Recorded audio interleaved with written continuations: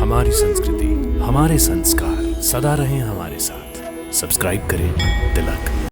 भारत देश को हिंदू धर्म एवं संस्कृति का उद्गम माना जाता है। वैसे तो भारतवर्ष में ऐसा कोई गांव या शहर नहीं है जहां एक भी मंदिर ना हो, लेकिन इस तथ्य के अलावा यहाँ कुछ ऐसे विशेष स्थान भी हैं जिनका हिंदू धर्म के परिप्रेक्ष्य में सामान्य से अधिक महत्व है, जैसे 51 शक्तिपीठ, 12 ज्योतिर्लिंग, 4 धाम तथा सप्तपुरियां।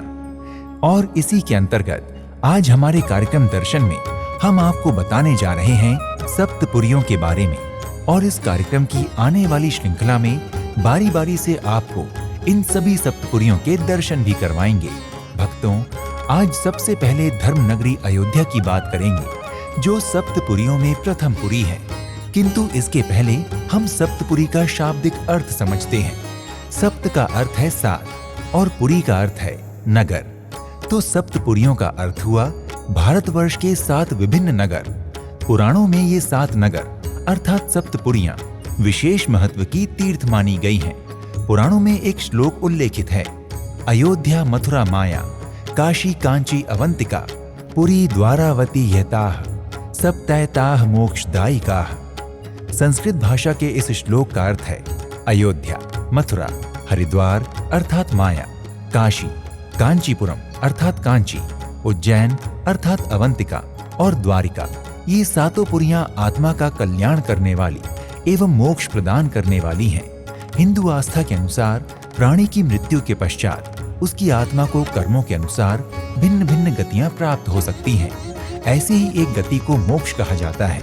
यदि कोई आत्मा मोक्ष को प्राप्त कर लेती है तो वो जन्म मृत्यु के बंधन से मुक्त हो जाती है, अर्थात वो आत्मा स्थित प्रज्ञ हो जाती है तथा संसार के आवागमन से छुटकारा पा लेती है। किसी भी प्राणी की आत्मा के लिए ये सर्वोच्च गति होती है। पुराणों के अनुसार मान्यता है कि उपरोक्त किसी भी सप्तपुरी में देह त्यागने वाला प्राणी मोक्ष की गति प्राप्त कर लेता है। इसलिए इन सप्तपुरियों को हिंदू आध्यात्म में विशेष स्थान प्राप्त है। आज का हमारा कार्यक्रम इन्हीं सप्तपुरियों में से प्रथम पुरी अयोध्या जी को समर्पित है।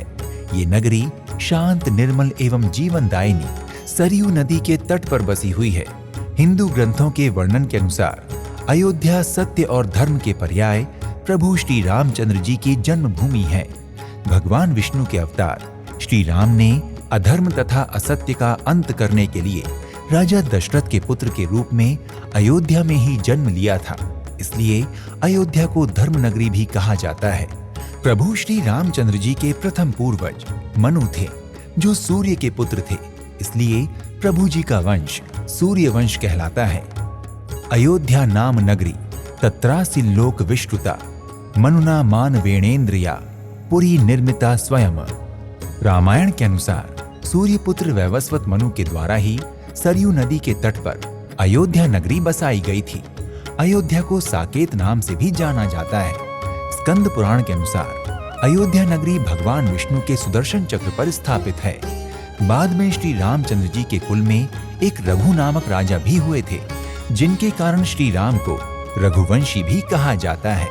सभी पुरुषों में सर्वोत्तम श्री रामचंद्र जी आजीवन मर्यादा, करुणा, दया, सत्य, सदाचार और धर्म के मार्ग पर चले। इस कारण से उनका जीवन सभी लोगों के लिए अनुकरणीय है।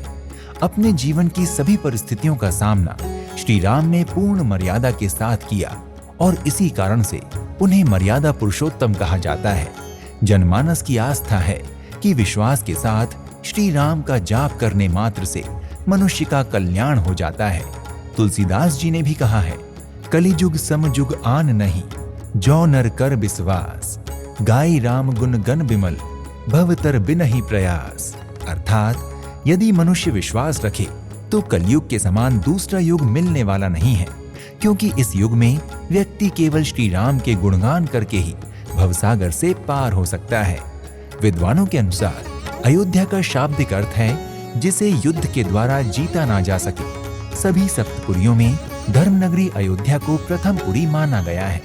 सामान्यतः लोग अवध तथा अयोध्या को एक ही शहर के 2 नाम मानते हैं, किंतु ये धारणा गलत है। यदि विद्वानों की माने तो अयोध्या का प्राचीन नाम भी अयोध्या ही था। प्राचीन काल में अयोध्या कौशल क्षेत्र के अवध की राजधानी थी, जिसके कारण इसे अवधपुरी भी कहा जाने लगा था। कुछ ही समय पहले एक लंबी कानूनी लड़ाई के बाद हिंदुओं को अयोध्या में राम मंदिर के निर्माण की अनुमति प्राप्त हुई और अब वहां एक भव्य राम मंदिर निर्मित हो चुका है। प्रत्येक सनातनी श्रद्धालु, चाहे वो विश्व के किसी भी कोने में निवासरत हो, एक बार अयोध्या आकर नवनिर्मित प्रभु श्री रामचंद्र जी के मंदिर में प्रभु के दर्शन अवश्य करना चाहता है। निश्चित रूप से आप भी अयोध्या आकर प्रभु श्री रामचंद्र जी के दर्शन करना चाहेंगे। आपको अयोध्या यात्रा में सुविधा हो, इसके लिए हम कुछ महत्वपूर्ण जानकारियां आपके साथ साझा कर रहे हैं। प्रथमपुरी अयोध्या का विशेष आकर्षण श्री राम मंदिर सुबह 6:30 बजे से दोपहर 12 बजे तक तथा उसके बाद दोपहर 2:30 बजे से रात्रि 10 बजे तक श्रद्धालुओं के लिए खुला रहता है। प्रथम मंगला आरती सवेरे 4:30 बजे एवं शयनारती रात्रि 9 बजे की जाती है। मंदिर के मुख्य गर्भगृह में प्रभु श्री रामचंद्र जी के बाल्यकाल अवस्था को दर्शाती रामलला की प्रतिमा विराजमान है। मंदिर में भक्तों को प्रसाद स्वरूप चीनी तथा इलायची के दानों का मिश्रण दिया जाता है। श्रद्धालु स्वयं भी मंदिर प्रशासन की अनुमति से मिठाई और मेवे का भोग भगवान को लगा सकते हैं। मंदिर परिसर में कुबेर टीला स्थित भगवान शिव के प्राचीन मंदिर का जीर्णोद्धार भी किया गया है। अयोध्या में रामनवमी और दीपावली का उत्सव बड़े ही हर्षोल्लास के साथ मनाया जाता है, क्योंकि इन पर्वों का सीधा संबंध श्री रामचंद्र जी से है। श्रावण में लगने वाला झूला मेला भी अयोध्या का एक लोकप्रिय आयोजन है, जिसमें देश विदेश से अनेक श्रद्धालु हिस्सा लेते हैं। श्री राम मंदिर के अतिरिक्त भी श्रद्धालुओं के लिए अयोध्या में भगवान राम से संबंधित अनेक धार्मिक एवं दर्शनीय स्थल हैं। इनमें से एक है गुप्तार घाट, जिसे श्री रामचंद्र जी के संसार से प्रस्थान करने का स्थान माना जाता है। गुप्तार घाट ही वो स्थान है जहां से प्रभु श्री राम अंतिम डुबकी लगाकर बैकुंठ धाम को लौट गए थे।